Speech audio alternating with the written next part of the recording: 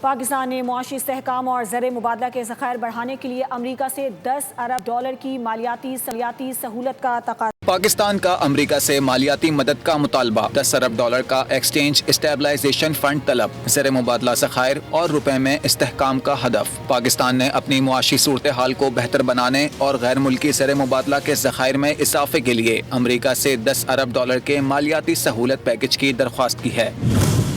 غیر ملکی خبر ایجنسی کے مطابق پاکستان کے وزیر خزانہ محمد اورنگزیب نے واشنگٹن میں امریکی وزیر خزانہ اسکاٹ بیسنٹ سے ملاقات میں یہ اہم تجویز پیش کی۔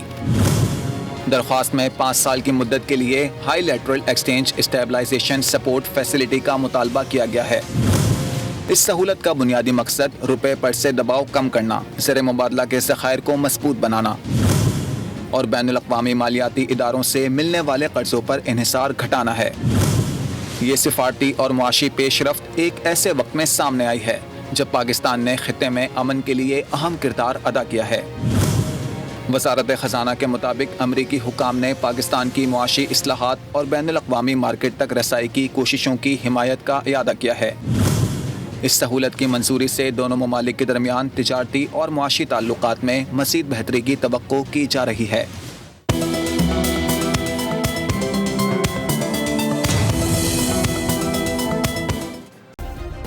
سبسکرائب کریں اور بیل دبائیں تاکہ کوئی خبر رہ نہ جائے۔